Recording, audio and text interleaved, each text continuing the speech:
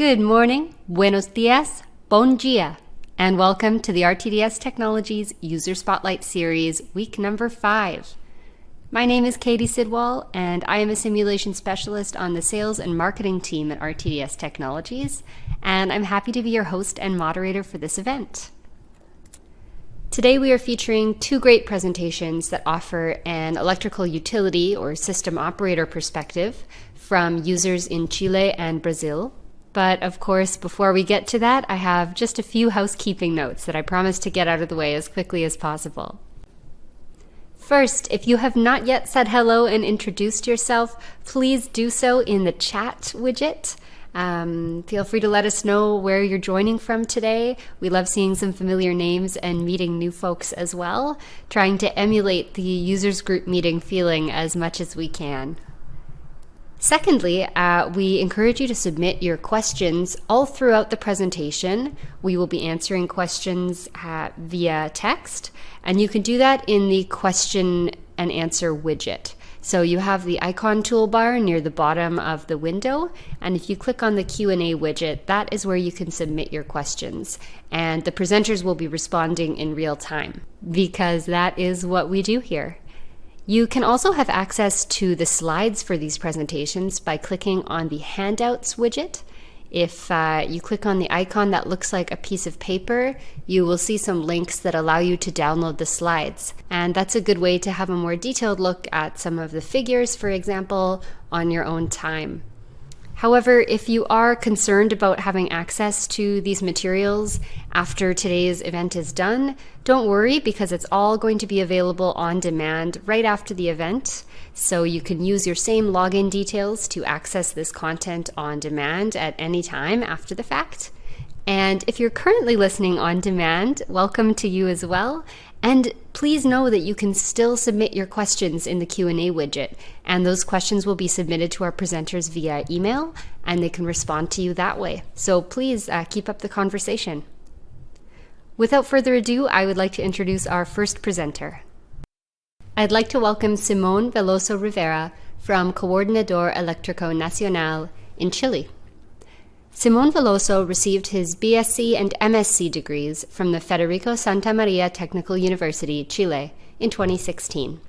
Since 2014, he's been working on reliability assessment for new projects which are to be connected to the national power system. His areas of interest involve model development, parameter identification algorithms, model order reduction, dynamic and static analysis of power systems. He currently works leading the laboratory at the National Electrical Operator of Chile, CEN, in model development, equipment testing, and support for the future Chilean HVDC line project. Please welcome Simón Veloso Rivera, presenting CEN Works on Real-Time Simulation. Hello, everyone. Thank you for the invitation. My name is Simón Veloso. I'm in charge of the laboratory at CEN, which is the department within the institution to host the RTDS machine and other research purposes.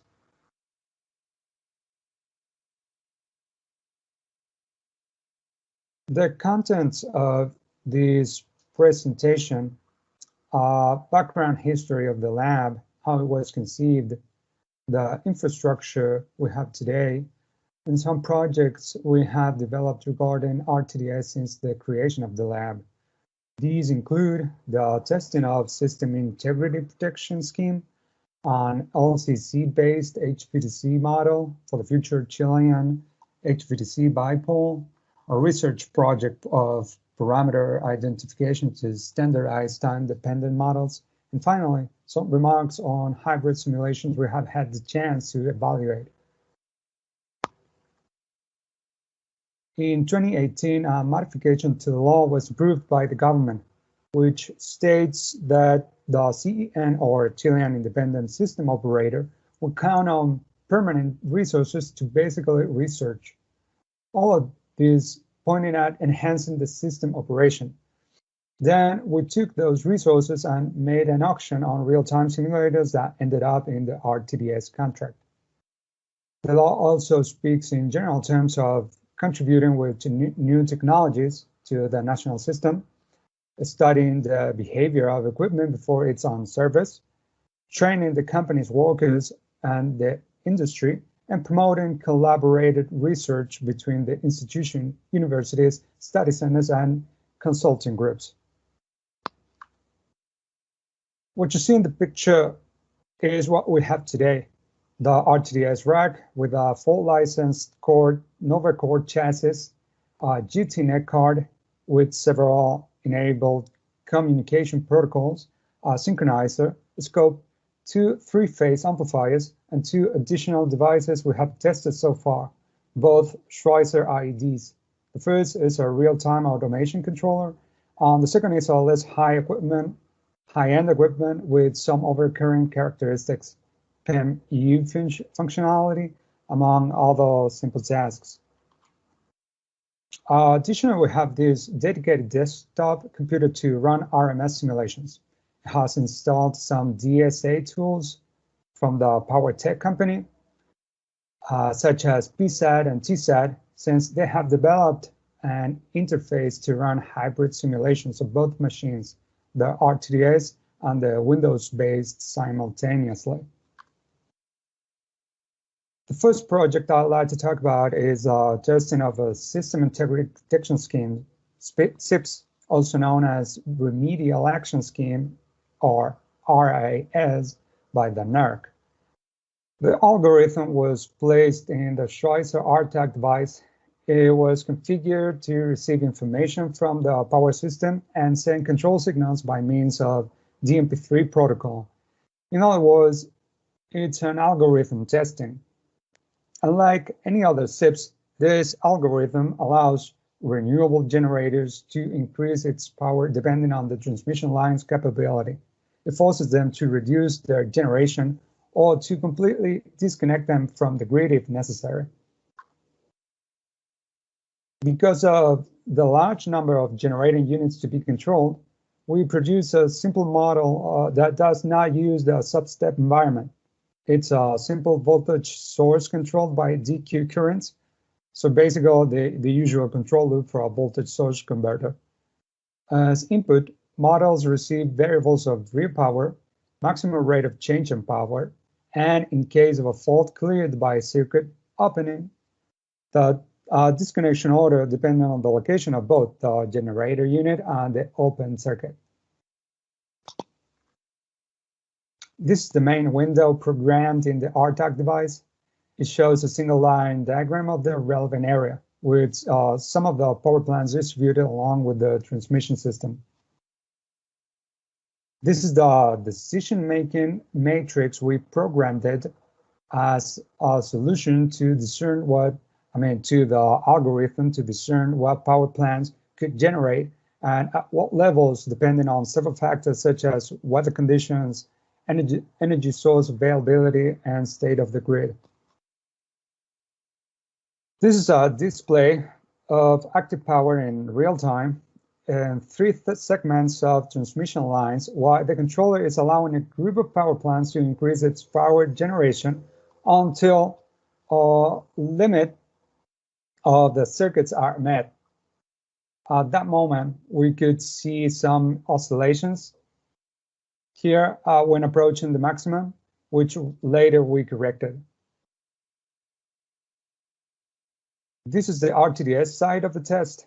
You can see also part of a single line diagram next to manual controls, representing the local commands of each power plant. There's also a model of an important conventional synchronous machine that gives support to all these renewable generators. Further down, you can see some other components modeled in this test system, such as equivalent synchronous machine, 2 reactive compensators, and a boundary bus bar, where we set the element communicating with the RMS model, so we could approach to the hybrid simulation mode. Some remarks on this project are: it was the first hardware in the loop kind of test for us. We were able to assess both the dynamic and steady state performance of a high level algorithm. Future wide area algorithms will be tested in this RTDS platform to increase its reliability. We will be able to evaluate algorithms that include not only transmission line capability, but also wide area voltage control. The flexibility of the RTDS allows tests of multi-brand and multi-protocol protection schemes. The second project consisted in developing a model of the future HVDC system in Chile. This model will not only be helpful to teach workers about the nature of HVDC, but it will also allow us to evaluate the power system behavior in presence of such a project. It consists in a 600 kV bipole of roughly 1,500 kilometers with two terminals of 2,000 megawatts each. The main purpose of this project, of the HVDC project, is to encourage the interconnection of renewable energy sources to the grid. What the picture shows is the current renewable power plants, solar and wind, about 5,000 megawatts, which are already saturating the transmission system some hours in the day. The implemented model included also a few bar compensators distributed in the 220 kV transmission lines. These help to stabilize the local system, which has low short-circuit ratio. This is a simple sketch for the LCC-based HVDC bipole drawn in the RTDS runtime app.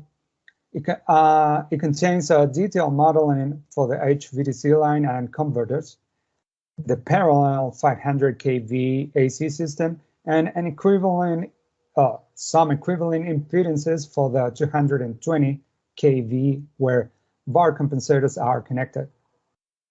Converter stations have the filters the user can operate at will.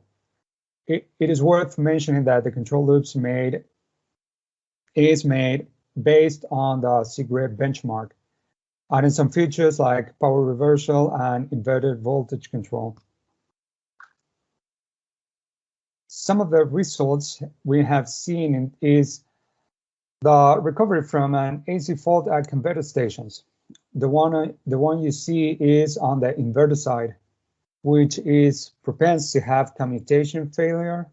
Although with the HVDC on, some oscillations are visible. The voltage recovery was improved because of less power being transmitted for the long parallel LC system. Having connected HVDC for these both cases, the one on the left is a fault in the rectifier station, and the one on the right are the inverter. Even though we have commutation failure during this fault at the inverter side, the rectifier is low with its low short-circuit ratio, has a longer recovery time, and some additional oscillations. The low short-circuit level is one of the main issues for our system.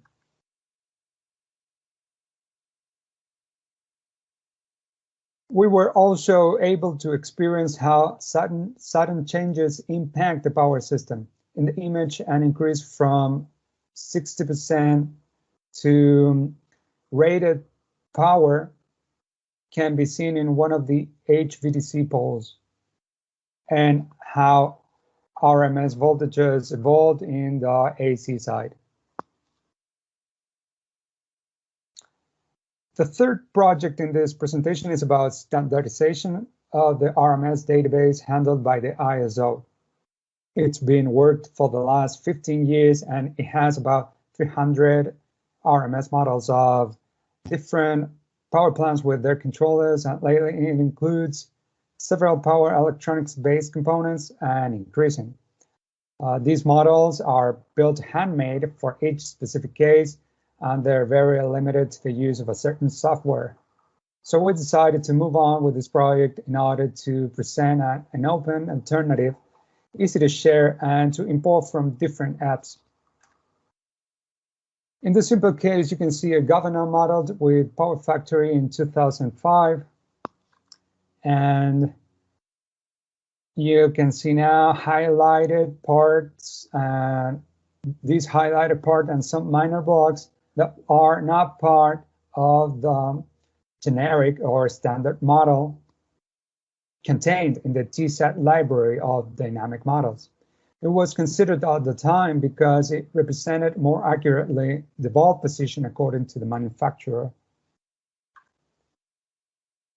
Then the equivalent we were looking for neglected some nonlinear phenomenon and represented the ball position as a first order delay that you can see here. These are some results of our findings. The exclusion of the nonlinear blocks are noticeable, especially in these spikes over here. But the models behave similarly in the first 80 seconds. We used the particle swarm optimization method, or PSO, and the idea is to implement this algorithm massively for later and deeper analysis case by case. The standardized model will allow different entities to perform studies and not to get subjected to a certain software ownership. And in the meantime, we could use to carry hybrid simulations with a better representation of the Chilean power system in TSAT. In the project of hybrid simulations, we used the RSCAD model for the SIPS project we saw earlier, shown at the beginning of this presentation. The highlighted area indicates where the boundary was placed between both models. The one on the right is what TSAT runs. It contains additional synchronous machines with their equivalent dynamic models. And the idea for the future is keep on adding components to this database and to define the boundaries where a more detailed model with RTDS can be interfaced. Here you can see a maneuver to interconnect both models on the fly. There's a method to import power flow results from one software to the other, but if any change is made afterwards, whether it's on the RTDS or on the TSAT model, the initial power flows won't actually meet. And to overcome this, we usually interconnect both systems as we would with any synchronous interconnection, measuring frequency and voltage and magnitude angle. Voltage, magnitude, and angle. You can see in the image the interconnection with a difference of 2 degrees just before the connection. In the figure with RMS voltages, the signals on the RTDS are not as smooth as they were before the connection. If we take a closer look to the moment of interconnection, we can see some spikes in the voltage waveform and in the RMS calculation of it. Some may say it only happens at the beginning, but we'll see that it doesn't. Here you can see when the disconnection takes place and frequencies evolve apart. There's also some noise in the red TSAT signal, which is shared with the RTDS while interconnected, but it remains in the TSAT model once disconnected, and the RTDS signal, the black one, is again smooth like it normally is. Here we simulated an event losing 180 megawatts with power plant outage. The figure on the right is what with bus voltages is what TSAT shows during a real-time simulation. And in the left is the RTDS, the runtime usually graphics. Time measurement are different, but both occur simultaneously. Looking more into the synchronous RTDS variables in the runtime, we can see the speed evolution of 2 machines. The frequency drops about 0.05 hertz. And without the RMS, meaning no hybrid simulation, the same power plant outage makes the frequency drop to drops 0.08 hertz. On one hand, we benefit from taking the hybrid simulation dynamics with us, such as inertia response or additional short circuit level, but with it, there is this source of error due to different integration steps and sharing variables in real-time simulation. So we did this test, and in these pictures are the RTDS monitoring of the boundary voltage with the hybrid simulation already running. The figure on the left shows, well, they're both the same, but the figure on the left has an RMS integration step of a quarter of a cycle, and the one on the right, a full cycle. This is why there's none or very little transferred current or power between both models. And if we increase it to, for example, 100 megawatts towards the RMS model and preserve the integration steps, the error caused by the interface increases. The error also increases with the integration step. It is worth mentioning these spikes occur specifically when variables between models are refreshed. So, of course, if models accumulate error while they are simulated separately, once they meet again in each step, twice after each RMS integration step, actually, solving this error results in what you see. So spikes are larger when the integration step is larger. Well, that's what we had to contribute. Thank you for your attention and enjoy the rest of the series.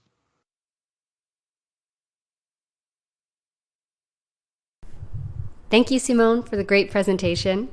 CEN has been an RTDS user since 2018, and they've been expanding their system. So it's really great to hear from a newer customer in a newer region for us. And also to hear about your work with the TSAT RTDS interface. We will look forward to discussing that a little bit more in the Q&A period. Now on to our second presentation. It's my pleasure to introduce Alex de Castro and João J.R. Oliveira from ONS, the Brazilian National Electrical System Operator. Alex de Castro received the BSc degree in Electronic Engineering from Federal University of Rio de Janeiro in 1994. From 1994 to 2010, he worked as researcher at the Electric Energy Research Center, CEPEL, by developing software on model reduction, modal analysis, small signal stability, graphical user interface. Since 2010, he's been with the National Electrical System Operator, ONS, as senior engineer. He's with the team responsible for supporting the ONS DC Systems Network Simulator operation. His main interests are focused on the modeling of power systems by using offline tools and real-time simulators, and operating the replicas of ABB, Alstom, Siemens, and NERI. João J.R. Oliveira graduated in electrical engineering from the Federal University of Rio de Janeiro in 1983, and in 1992 he obtained his MSc degree in electrical engineering from COPPE UFRJ. He worked from 1986 to 2014 as a research engineer at CEPEL, where he worked in the development of digital models for EMT-HIL simulation. He also worked on integrating the EPRI OTS simulator into the ONS Regger system. In 2016, he started working at ONS, where he is involved with support and prospection of tools for the ONS's Continuous Current Systems Simulator, real-time digital simulator. Please welcome Alex de Castro and João J.R. Oliveira, presenting on ONS experience on the integration and operation of a laboratory facility with 4 different HVDC links manufacturers. Hi, my name is João José and I work for ONS, which is the Brazilian main grid system operator. I will be the presenter for this webinar. This webinar will describe ONS experience on operating a hard-in-the-loop simulator facility composed by an RTDS simulator and 4 HVDC control and protection replicas from 4 different manufacturers. This simulator is also used to perform studies on protection relays and PMU, especially directed to analyze and develop new strategy for this equipment. It will be described the work being performed on offline studies, transient stability and PSCAD program, for instance, to support the hard-in-the-loop simulation. Finally, the development of new tools to improve its performance will also be described. This simulator is operational at ONS main office building in Rio de Janeiro since the year 2012. Brazil has a large integrated high-power electric system with more than 181,000 kilometers of transmission lines above 230 kV. It is a multi-owned transmission generation system with more than 117 utilities. This electric network covers a large geographical area with different environments, energy generation and consumption profiles. These regions can also be seasonal rainy or dry, densely or sparse populated. That enforces the necessity to maintain such interconnected system. It optimizes the energy transmission, taking into consideration transmission generation costs and resources in order to maintain its efficiency and low cost to society. Brazil has a green matrix of energy generation, with up to 85% of it incoming from renewable energy generation. All this infrastructure demands planning and coordination focused on the best cost benefits to society. That is obtained by the work and coordination of a structure of public and one private non-profit organization. For that reason, in 1996, the electric high-power sector in Brazil was structured to comply with the necessities of a new market that has now private and public companies operating the higher generation transmission system. ONS was created then as a non-profit private organization to operate the whole national grid. Nowadays, Brazil has 6 HVDC bipoles. They transport the energy generated by 3 power plants. They are the Itaipu HVDC link, 2 parallel bipoles of 800 kilometers with a total of 6,300 megawatts. The Rio Madeira HVDC link, 2 parallel bipoles of 2,300 kilometers, total of 6,300 megawatts. The BELO MONTE HVDC link, 2 bipoles, one with 2,000 kilometers and the other one with 2,400 kilometers, total of 8,000 megawatts. The 2 Itaipu HVDC bipoles use ABB technology. The 2 Rio Madeira HVDC bipoles use ABB and GE technology. And the 2 BELO MONTE HVDC bipoles use Siemens and NARI technology. One more HVDC bipole is coming along and it is needed to export the excess of wind generation in the northeast region of Brazil. The ONS simulator facility was born with the Rio Madeira project. Rio Madeira project was conceived as a 2,300 kilometers HVDC transmission link to transfer a total of 6,300 megawatts from the north to the southeast region of Brazil. It is composed of 2 parallel HVDC bipoles and 2 back-to-back. The 2 HVDC links were conceived to share resources and joint operate the energy transmission to the consumers. 1 bipole, 2 back-to-back, and the master control were supplied by ABB. The other bipole was supplied by GE. The test and commissioning of the link was a challenge. We had 2 manufacturers that need to share data about the operation of their bipoles, but did not want to disclose strategic and technological information. The first HVDC control and protection replicas from ABB were installed and started to operate by the end of 2012. The second HVDC replicas from GE arrived on mid-2014. The setup and commissioning of these two bipoles is an endeavor that continues today with many hours of simulator work. All the setups and controls improvements for Bipole 2 were made during the joint operation test in ONS simulator from November 2014 to July 2017. Parallel operation will take place when either transmission line becomes unavailable for operation. Then the two bipoles will operate together, sharing the same transmission line. After Rio Madeira project, ONS simulator facility supported another project, the BELO MONTE project. It was conceived as two HVDC links with more than 2,000 kilometers each, totaling 8,000 megawatts. One HVDC link was supplied by Siemens, and the other HVDC link with the master control was supplied by NARI.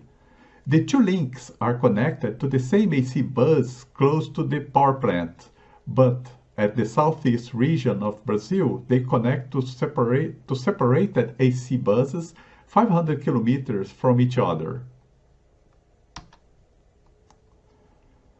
The first HVDC control and protection replica from Siemens were installed and started to operate on 2017. The second HVDC control and protection and the master control replica from NARI arrived on 2018. The simulator infrastructure has increased proportionally to support this new link. The tests performed on the simulator comprise the dynamic performance test for the two bipoles and the integration of bipole 1 to the master control from NARI. The utilities and manufacturers performed the test with ONS supervision.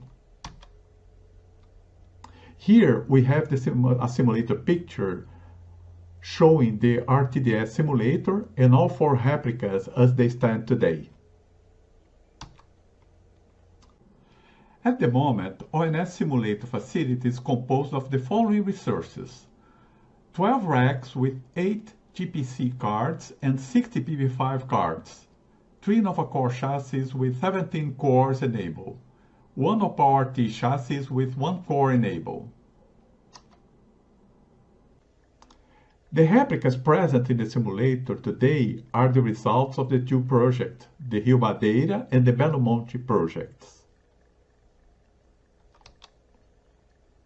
The ONS simulator was created as an environment to support the following main activities: commissioning, test, and adjustments of bipoles from different manufacturers, common ground to test and adjust between two bipoles from different manufacturers in joint operation or parallel, interaction studies between two or more bipoles in the integrated power grid, multi-feed studies. But it is being also used to study and test new protection strategies using relays and PMUs. ONS has created a team of specialists ready for the demands of such environment. The demands include RTDS day-to-day operation, first-level maintenance, and scenario setup.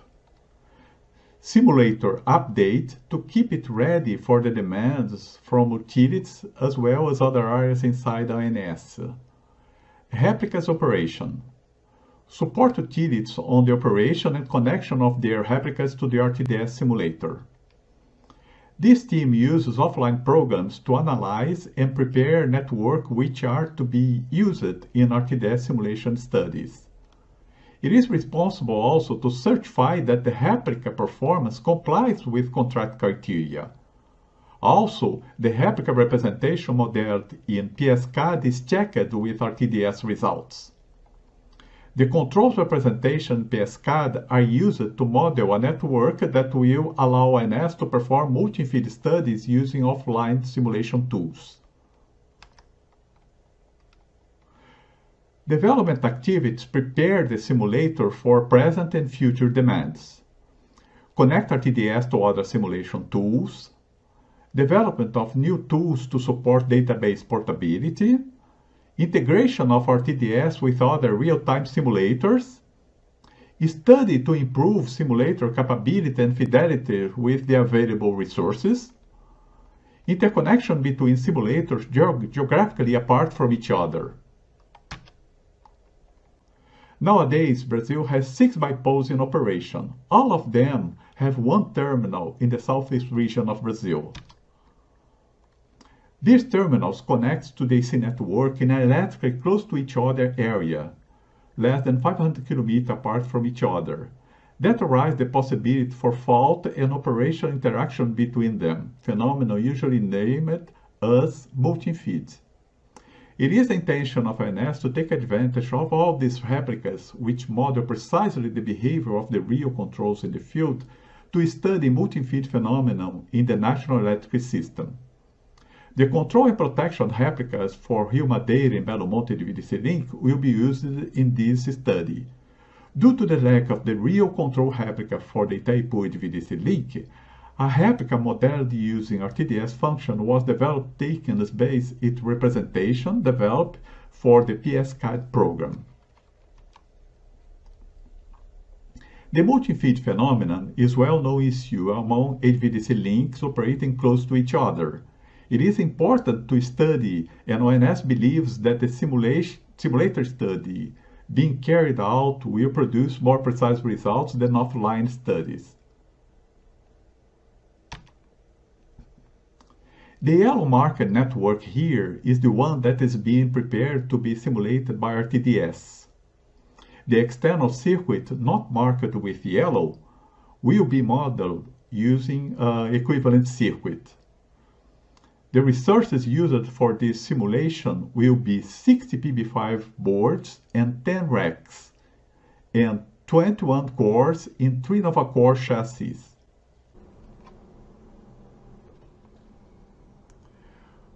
Customization and development activities. These activities never stops. The simulator must be kept up to date with the development in the area and ready for future demands. Main development activities are improved frequency-dependent network equivalent, named FDNE model. That is an approach to represent frequency response of an external circuit when we run out of resources in the real-time digital simulator. It can be implemented by user modules programmed in RTDS or an FPGA model circuit. Same-site real-time co-simulation. When there is a necessity to connect two real-time EMT simulators from different manufacturers. Remote interconnection with other simulation centers. Nowadays, there are 2 more simulator centers in Rio de Janeiro. They can be connected for co-simulation since they are close to each other. Protection relays studies. The studies that will be presented here were not intended to adjust relays for future operation. The objective was to evaluate new strategies and algorithms as opposed to traditional ones in order to improve relays response to events in the Brazilian interconnected power system. 3 relays have been tested up to now. The first relay tested had the objective to compare the performance between traditional methodology of power oscillation identification and the methodology that identifies the power oscillation based on the monitoring of the voltage variation rate in the swing center voltage, SCV. The second relay tested evaluated the performance of protection function for generating units facing power oscillation phenomena. The third relay tested evaluated the performance of traveling wave line protection relay when connected to double circuit 500 kV lines, the Xingu-Tucuruí circuit, for instance. These are the examples of resources used in relay tests: HVDC replica, relay to test the strategy, and simulator with the programmed scenario. PMU studies. A new study is underway to analyze the performance of new algorithms using PMU data to implement new protection strategies for HVDC bipoles. 4 PMU units will be modeled using RTDS resources. They will be placed at 4 substation bars throughout the system, from where the data will be collected and sent to a phasor data concentration for processing. These are the resources that will be used for this work. The PMU unit will be modeled by built-in modules available in RTDS. The collected data will be sent to the PDC computer via a GTNet board with GTNet PMU firmware. The PDC computer will be used to test new strategies for HVDC link protection. Challenge.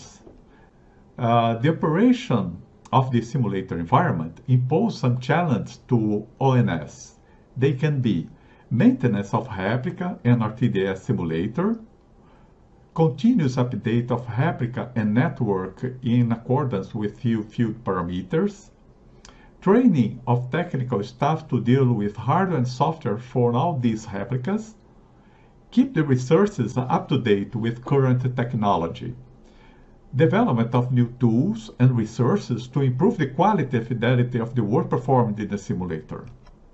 Conclusions. For conclusions, we can point out that ONS simulator can study with more precision MULTI-INFEED phenomena due to the presence of 4 replicas from all 6 HVDC bipoles existed today in Brazil. The other 2 bipoles that we don't have replica present in the simulator are represented by RTDS programmed model. ONS expect to have more reliable results for multi-feed studies in the simulator when compared with the studies with offline programs.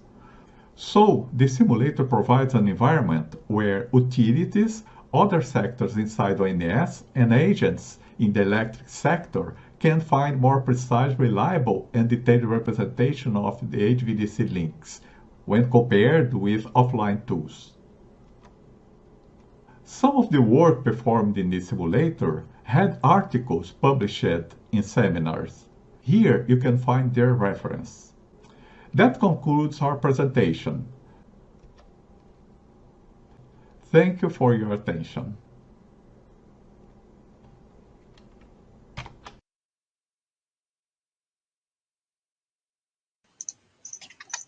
Excellent. Thank you so much, João and Alex, for that great presentation.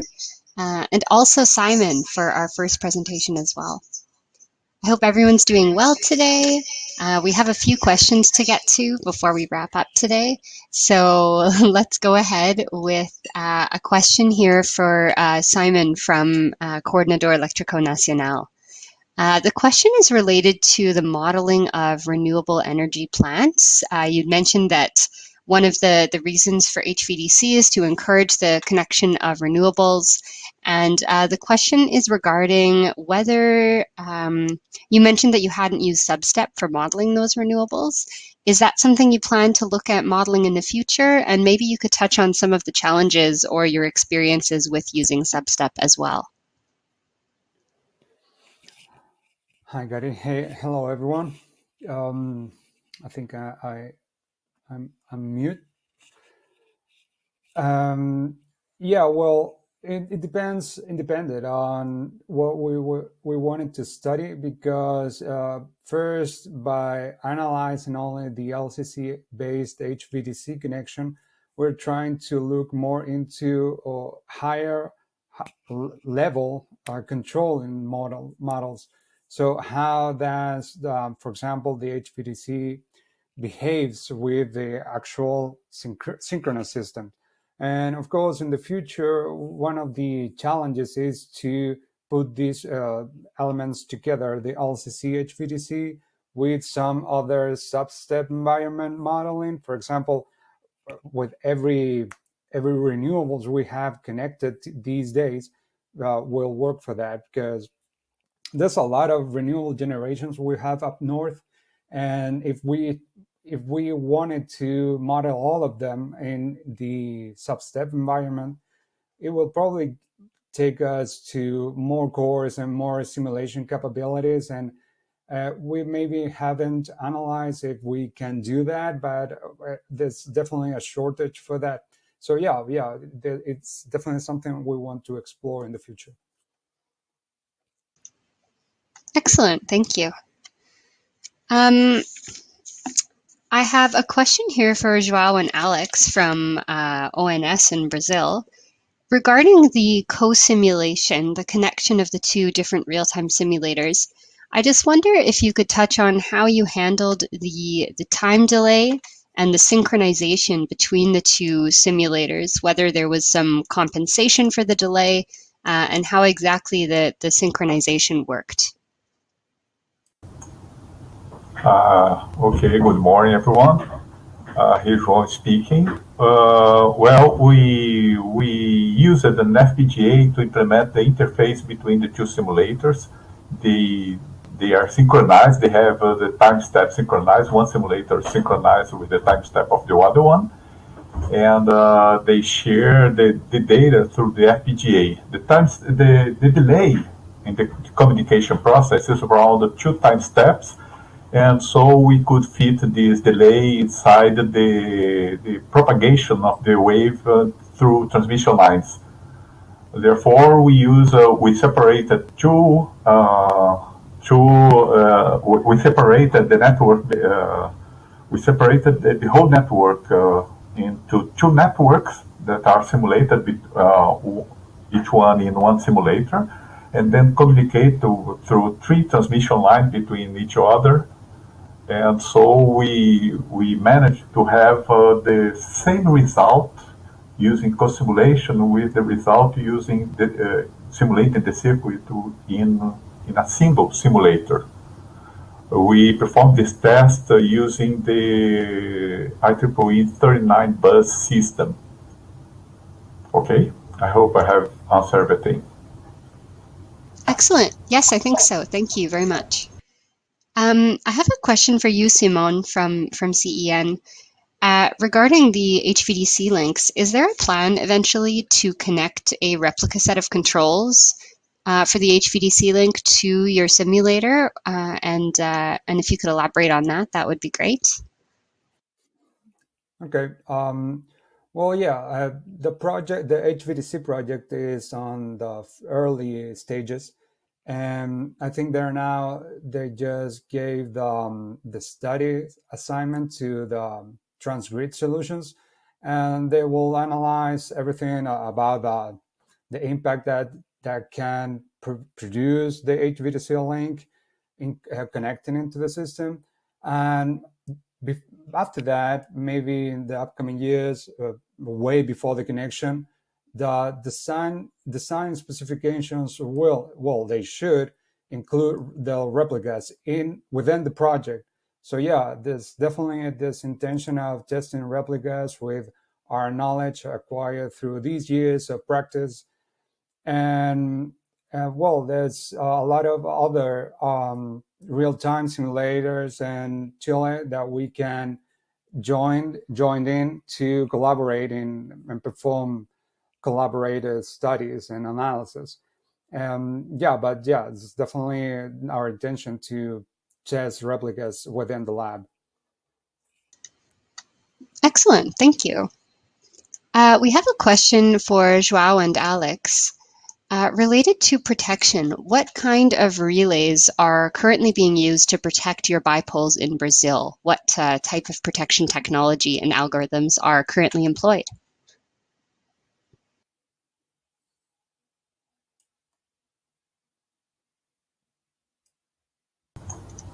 Alex, can you answer that?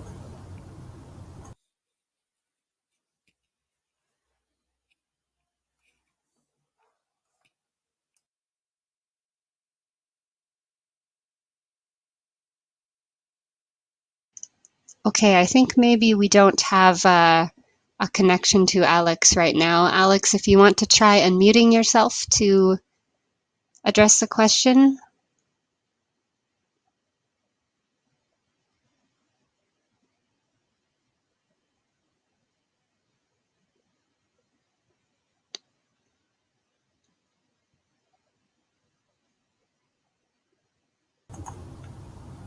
Katie, can you ask the question once again?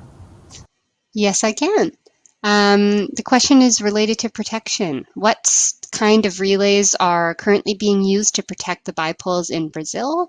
What algorithms are currently being employed?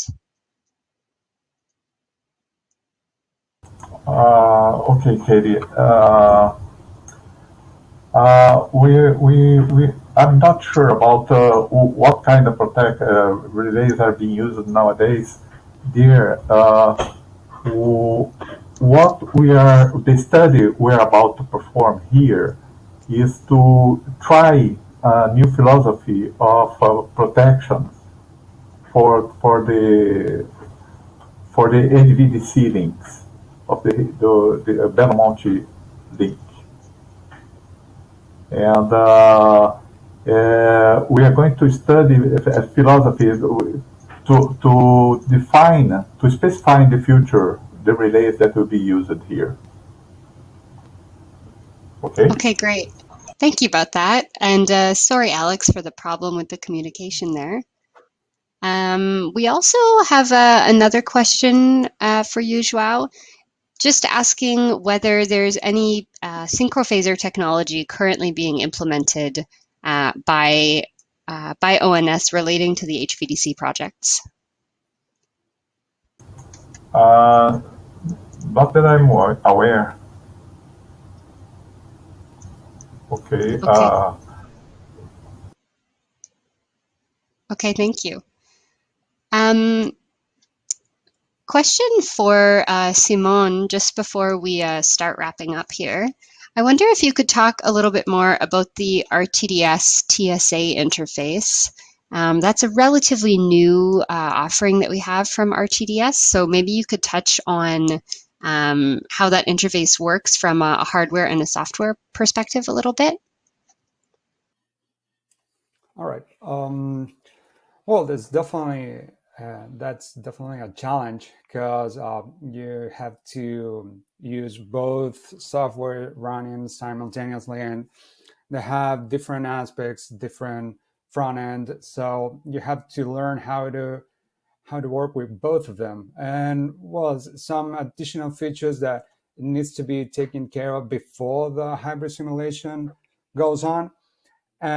This thing that I was talking on the presentation about interconnected system is the only way we came up to solve the issue of actually interconnecting both systems, because it works basically on the first from TSAT. You model the whole thing, the whole power system. And if you want to model in detail some part of it, for example, the LCC HVDC connection, you take out the bus bars you want to model the HVDC in, and you take the power flow solution and export it to RTDS.